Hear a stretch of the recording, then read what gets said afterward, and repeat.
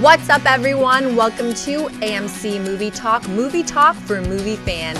I'm your host, Ashley Mova, and this is our daily show giving you all the latest news from the world of movies with insight into what it all means.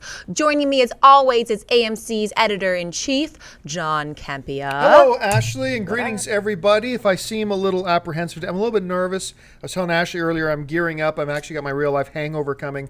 I'm going to a bachelor party in Vegas this weekend, of which I will be the only Caucasian dude. So it's going to be a fun time. Fun time in Vegas at my buddy's bachelor party this weekend. And also joining us is director of the popular animated series Metalocalypse and the new upcoming film ABCs of Death, John Schnepp, wearing a scary t-shirt. Donnie Darko scary t-shirt. Yo, I see the wabbit. What's going on? Alrighty. Well, this is probably the oddest story you will hear today. Last week, we told you about the upcoming Natalie Portman movie, Jane Got a Gun. X-Men's Michael Fassbender was forced to leave the film due to scheduling conflicts with X-Men Days of Future Past, so Jude Law came in to fill the gap. The film also stars Warriors Joel Edgerton. Now comes the bizarre part. The movie was supposed to start shooting 2 days ago in Santa Fe. Everyone showed up, ready for work, except the director, Lynn Ramsey, who directed the critically acclaimed indie film We Need to Talk About Kevin. She just didn't show up and is now off of the film. That's awkward. In a mad scramble to keep the production on schedule, it took only 24 hours for the movie to find a new director. Warrior director Gavin O'Connor has stepped in and will now helm the film. So, John, what do you make of this whole situation? Okay, first let's say We Need to Talk About Kevin is a great movie. It's such a well done movie. I was late on the bandwagon for that one, and I finally watched it amidst all this hype, so I was kind of expecting to be let down. It's a great movie, and Jane Got a Gun also sounds like a great movie. I've never heard of anything like this, of a director simply, in a way, announcing that she's not going to direct the film anymore by not showing up. That's how she tells people she's not doing it, by not showing up. Everybody else is there. Production's supposed to start, and she just doesn't show up. Now, look, I'm going to keep in mind here that we don't know the whole story. Maybe there are some other circumstances involved. Maybe she was getting ripped off by somebody. Maybe the Michael Fassbender departure. Maybe. It's all speculation. But this is insanely unprofessional. Like, maybe she got screwed or something, but it doesn't matter. You don't just not show up with no explanation when you have all these other people there. Like, you're inconveniencing everybody, not just the people that maybe screwed you. Not that anybody screwed her, because we don't know the details. Right. But I'm really shocked to hear about this. And who wouldn't want to work with a cast like this? Joel Edgerton, Jude Law, Natalie Portman. Yeah. The movie itself sounds great. I'm baffled. I'm completely baffled. Schnepp, you're a director. Like, have you ever just not showed up? No. You know what would happen if I did that? I'd be fired. So we don't. You're right, though. We don't know the behind-the-scenes story. We don't know really anything other than that she did not show up and she was replaced within 24 hours. We Need to Talk About Kevin was deeply disturbing and quite an amazingly well-made film. But like I said, we don't know. I guess we'll find out more when she makes a statement, if she's going to make a statement, or more information is going to come out, because this is just weird. Yeah. The worst kept secret in Hollywood just keeps getting talked about, but we wouldn't be doing our jobs if we didn't mention this. And this seemingly never-ending discussion of, will the original Star Wars cast be back for the new Star Wars films or not? Another log has been thrown into the fire. Last night in a red carpet interview, Harrison Ford was directly asked if he and other Star Wars originals would be returning. In response, Ford said the following: "I think it's almost true. I'm looking forward to it. It's not in the bag yet, but I think it's happening." Schnepp, at this point, I have to ask, why is this being dragged out for so long? Why not? I mean, everyone is just like, "Are you really going to be in it?" And they're like, "Well, I don't know. I think so." And then someone else is like, "It's not official yet." And then someone else is like, "Yeah, I guess I'm totally going to be Han Solo, but it's not in the bag yet." I'm like, come on. So they're just dragging it out just so that they can officially announce it in like 4 or 5 months. I mean, it's definitely a done deal. We all knew it was a done deal like 5 months ago. Everyone was hemming and hawing, and then Lucas blurted it out. Everyone's been talking about it. It's a done deal, but yet we're still going to keep hearing these stories every week. I don't know, Carrie Fisher, she might be Princess Leia again. It's not official, guys. Why don't you just wait for the official announcement? So, I don't know. That's just going to happen. Let's just keep talking about this for the next 6 months. I don't know if the original cast is going to be in it. What do you think, Campia? Well, I mean, and let's not forget, just a couple weeks ago, Carrie Fisher said on CNN, "Yes, I'm in." And then the next day, her publicist comes out and says, "No, she was just joking. She was joking." Look, nobody is this stupid. All right, this is all. I've been saying this for a while. I'm going to keep saying it. This is all a very well orchestrated PR thing. Mm-hmm. They are leaking that they're doing it and then kind of retracting it. But all this is planned. This is orchestrated. These are finely tuned chess movements on the chessboard that is Star Wars. And here's what's really at the heart of this. I guarantee you, within a week, either before or after the release of the new Star Trek film, Star Trek Into Darkness, that is when Disney and Marvel and Lucasfilm are going to drop the hammer. They're going to hold some big, huge event with a parade of stormtroopers and all this kind of stuff, announcing Han, Luke, and Leia are back and completely steal the thunder from Star Trek. Now, I shouldn't say this on air, but I'm going to.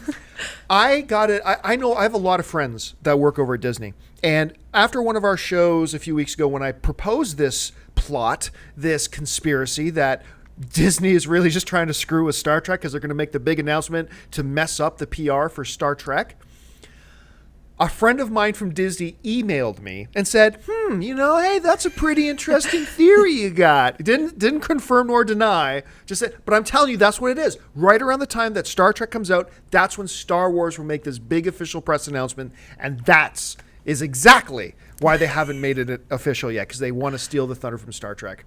All right, folks, well, listen, there are a number of other things going on in the world of movies right now. We don't have time to go into them in depth, but we want to keep you up to date on what's happening. So here for you is today's News Roundup. The Goosebumps movie is finally in motion. Last year, Jack the Giant Killer and Shrek Forever After scribe Darren Lemke was brought on to write the script for the project, but nothing has happened since until now. It's being reported that Rob Letterman has been brought on to direct the film. There is no word if the movie will be based on one of the 50 or so Goosebump novels or if it will be an original story. Rob previously directed such films as Monsters vs. Aliens, Gulliver's Travels, and Shark Tale. Shailene Woodley, one of the stars of the upcoming The Amazing Spider-Man 2, playing the iconic role of Mary Jane, has just signed on for her next project. Woodley will star in the feature film adaptation of The Fault is in Our Stars. The screenplay for the film is being penned by 500 Days of Summer scribes Michael H. Weber and Scott Neustadter. The equal parts heartbreaking and charming story centers on two cancer-stricken teens that meet in a support group and develop a relationship. Greg Kinnear is in talks to star in Heaven is for Real, an adaptation of the best-selling Christian-themed book from Todd Burpo and Lynn Vincent, to be directed by Randall Wallace, who also directed We Were Soldiers. Coming off the biggest success of the franchise's history, Skyfall, MGM CEO Gary Barber promised the following regarding the next Bond film. We are currently developing the screenplay and working with our partners. We look forward to developing the script soon and signing a director. We are hoping within the next 3 years, so by 2016, it will be released. According to reports, Disney is developing a remake/reboot of the 1977 film Pete's Dragon with David Lowery and his writing partner Toby Holbrooks attached to write the script. The original film was a musical about a young boy with a magical animated dragon who is on the run from his adoptive parents. And that will do it for your News Roundup. All right, folks, we've come to that part of the show for the mailbag. Listen, if you have a topic or a question that you would like us to address on air, simply email us anytime at amcmovietalk@gmail.com. Send us your emails, and every single day we pick out a bunch to address on air. Do me a favor, try to keep them as short as you can so we can actually fit them on the screen and get through them don't send us these 7-page novels that many of you have been sending us. Keep it shorter. So Ashley's got a bunch of them pulled out right now. So Ashley, what do we got in the mailbag? Nick Parker writes, "Hey guys, love the show. I just love the Iron Giant movie growing up and would love to see a live action film, maybe with Brad Bird returning to direct with J.J. Abrams producing. I know it's a long shot, but what do you think?" Yeah, a lot of people forget that Incredibles director and director of the last Mission Impossible film, Brad Bird, directed The Iron Giant. And you're right, it's wonderful. It's a wonderful animated film. And a lot of people don't know this, so hold on to your hats. Vin Diesel did the voice of the Iron Giant.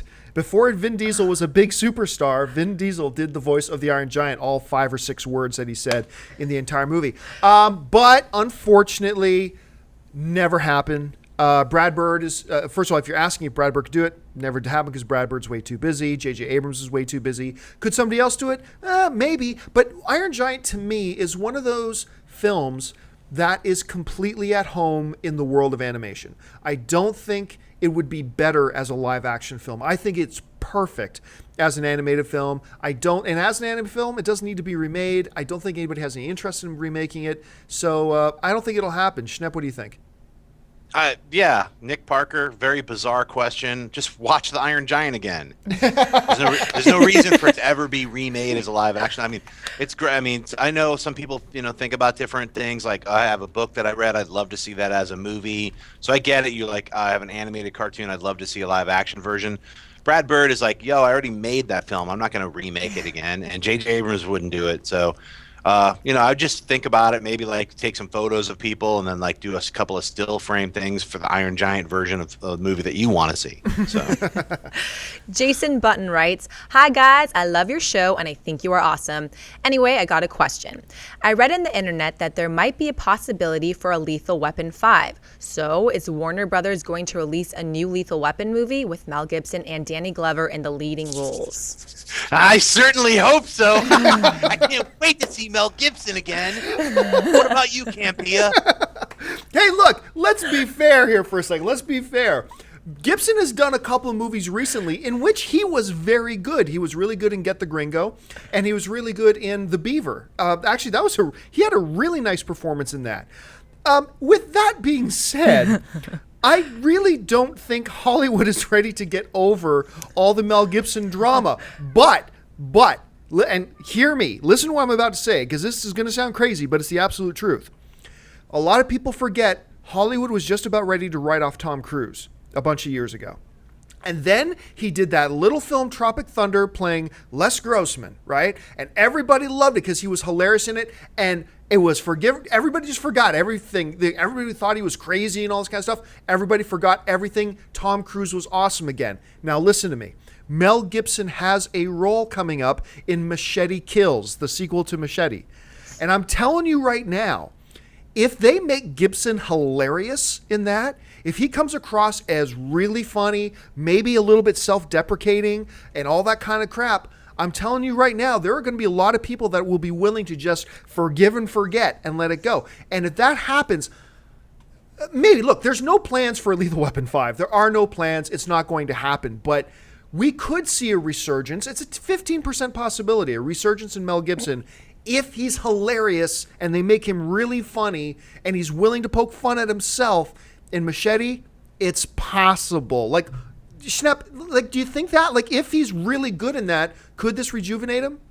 Well, I mean, I think if in Robert Rodriguez's Machete Kills, if his name is Sugar Tits, then maybe I would be more willing to forgive Mel Gibson. But you know what? I think Lethal Weapon 5, 6, 7, it's all done. And, Mel Gibson's a great director. Apocalypto is one of my favorite films. I don't need to see him as an actor anymore. I mean, and also I don't care about his personal opinion. I think he's got a lot of issues as a human being, as we all do. But I mean, I'd rather see him direct a few more films than see him play a clown. So that's me. Okay. Randolph Lochner writes, "Awesome show. I watch it every day. Okay, I know they are two completely different kinds of movies, but I wanted to get your thoughts on which trilogy you think is better. The Dark Knight trilogy by Christopher Nolan or the original Star Wars trilogy? Let the debate begin." Wow, this is one of those things in politics that they call handing you the knife. Because no answer you give is going to keep you from getting murdered. So let me, but I never care about saying what's popular. I'm always just going to tell you what I actually think.